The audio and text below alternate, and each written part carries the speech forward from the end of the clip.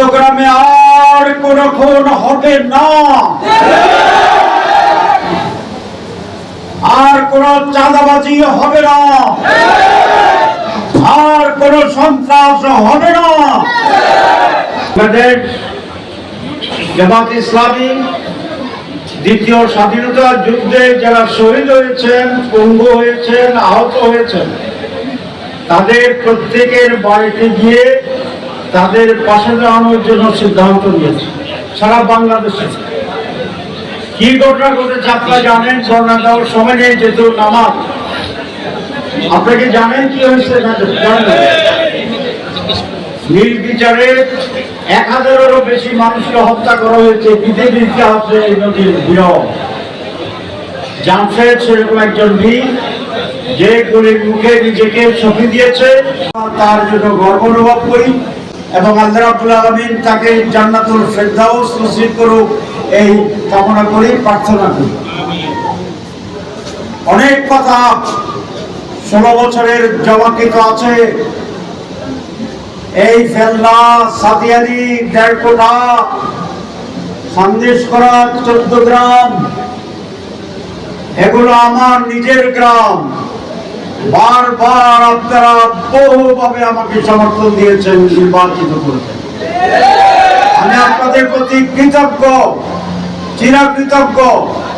সেই জন্য 12 বছর 16 বছর পরে সুযোগ পেয়ে স্বাধীন বাংলাদেশে আমি প্রথম এই ফেলনাতে এসেছিলাম বন্যার সময়। আপনাদের সামনে আমরা জনসভা করব, সেদিন আপনাদের কথা শুনবো, আমাদের কথা বলবো ইনশাআল্লাহ। একটু আগে আমি চান্দিশকরা শহীদ শাহাবুদ্দিনের বাড়িতে গিয়েছিলাম, সেখানে গিয়েছিলাম। 14 গ্রামে আর কোনো খুন হবে না, আর কোন চাঁদাবাজি হবে না, আর কোন সন্ত্রাস হবে না। যারা অপরাধ করেছেন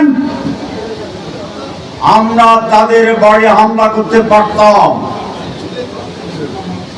তাদেরকে ধরে ইকুয়ালি আমরা তাদের হত্যা করতে পারতাম, এখনো পারি। কিন্তু আমরা হত্যার বদলে হত্যা চাই না, খুনের বদলে খুন চাই না, আগুনের পরিবর্তে আগুন।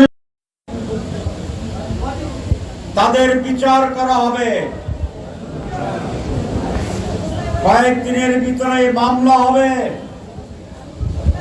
আমরা স্লোলি ধীরে যাচ্ছি, তাওরা করতে গিয়ে যেন কোনো নিরপরাধ মানুষ আসামি না হয়ে যায়। এই জন্যই আমরা দীর্ঘ সময় ধরে বিচার করছি, খবর নিচ্ছি, ইনফরমেশন নিচ্ছি। যারা এই অপরাধের সাথে সরাসরি দায়ী তাদেরকে এই মামলার অন্তর্ভুক্ত করা হবে। আপনারা এটার বিচার চান? সঠিক বিচার চান? হ্যাঁ, আমরা সঠিকতা চাই। আমরা নিজের হাতে তুলে নেইনি, আমরা নেব না। আইন তার অপরাধীকে খুঁজে বের করব ইনশাআল্লাহ। সুতরাং আমি আর বেশি কথা বলবো না।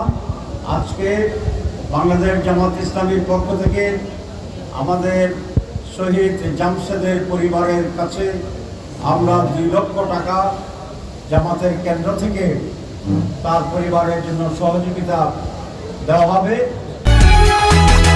দেশ বাংলা নিউজ 24, সময়ের সাথে তারুণ্যের পথে।